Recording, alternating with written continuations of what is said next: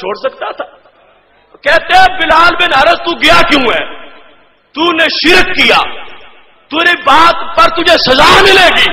نہیں، حضرت عمر نے مانا تو صحیح گیا ہے، تیری بات میں قبول کرتا ہوں، سندیشہ تیرا صحیح ہے، لہذا رجل والا معاملہ حضرت عمر نے ختم کر دیا ہے۔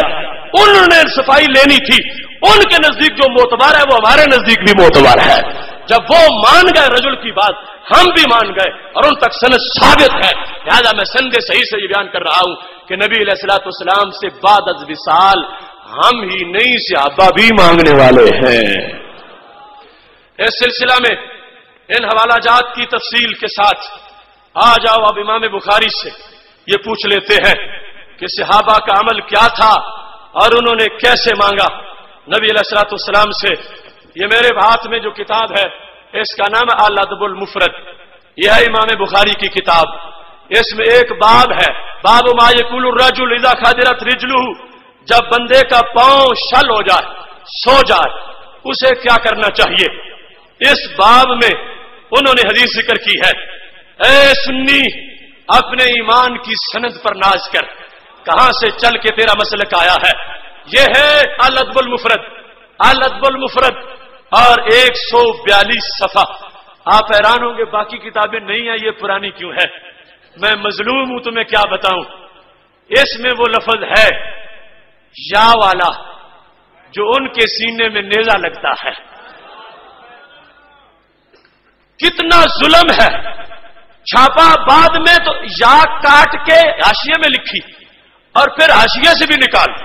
اب مارکیٹ میں تمہیں نہ اوپر ملے گی نہ حاشیے میں ملے گی، لیکن امام بخاری نے جب لکھی تو یہ ہے مکتبہ تازیہ کی چھپی ہوئی کتاب۔ مناظر اسلام حضرت مولانا صوفی محمد اللہ دتا صاحب رحمت اللہ علیہ بسن پورا والے، یہ ان کے مکتبے کی کتاب ہے۔ یہ لکھو، دیکھو اس میں لکھا کیا ہے اور پھر سوچو کہ ہم نے ان کا بگاڑا کیا ہے۔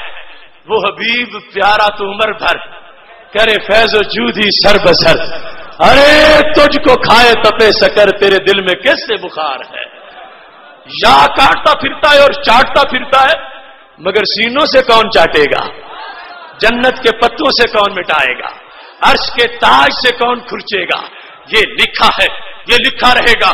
دیکھو حضرت عبد الرحمن بن سعد، اس کی سند پر پوری ذمہ داری سے اعلان کر رہا ہوں، جسے ہوگا کوئی وہم نکالنے کے لیے انشاءاللہ ہر وقت تیار ہوں۔ حضرت عبد الرحمن بن سعد کہتے ہیں خادرت رجل ابن عمر، حضرت عبداللہ بن عمر کا پاؤں شل ہوا، فقال له رجل اذکر احب الناس الیک، انہیں کسی نے کہا انہیں جا بلاؤ جو سب سے بڑے محبوب ہیں۔ تو کیا انہوں نے عمل کیا فوراً؟ فقال یا محمد صلی اللہ علیہ فقال یا محمد صلی اللہ علیہ وسلم۔ یہ بات نبی علیہ السلام کے وصال کے بعد کی ہے، چونکہ یہ جو راوی ہے نا حضرت عبد الرحمن بن سعد، یہ حضرت عبداللہ بن عمر کے غلام ہیں، یہ تابعی ہیں، یہ صحابی نہیں ہیں۔ اگر نبی علیہ السلام کے زمانے کی بات ہوتی تو پھر یہ تابعی نہ ہوتے، یہ بھی صحابی ہوتے۔ یہ تابعی روایت کر رہے ہیں حضرت عبداللہ بن عمر سے، ان کا نبی علیہ السلام کے وصال کے بعد جب مشکل پڑی، پاؤں شل ہوا، تو انہوں نے کیا کہا؟ فقال یا محمد صلی اللہ علیہ وسلم۔ اب آگے میں حوالے پیش کرتا ہوں، کہتے ہیں یوں ٹھیک ہوا، لگتا تھا بیمار نہیں تھا، رسی سے باندھا ہوا تھا، رسی کسی نے کھول دی ہے۔ فریاد امتی جو کرے حال زار میں، ممکن نہیں کہ خیر بشر کو خبر نہ ہو۔ یہ انداز ہے سید عالم نور مجسم شفیع معظم صلی اللہ علیہ وسلم کا۔ اس میں انہوں نے اس انداز کو احادیث کے اندر واضح کر دیا گیا ہے۔ اب یہاں پہ تھوڑی سی وضاحت ان سے گھر سے بھی کروا لیتے ہیں۔ یہ تحفۃ الذاکرین ہے، ان کے امام شوکانی کی کتاب تحفۃ الذاکرین، اس کے اندر یہ صفحہ نمبر 249 پر یہی حدیث موجود ہے، اور یہاں یہ واضح کر دیا گیا ہے کہ کہتے ہیں حیثم بن حنش کننا عند عبداللہ بن عمر، ہم ان کے پاس تھے، ان کا پاؤں جس وقت سو گیا، قال له رجل اذكر احب الناس الیک، کہا گیا جو سب سے بڑے محبوب ہیں ان کو یاد کرو۔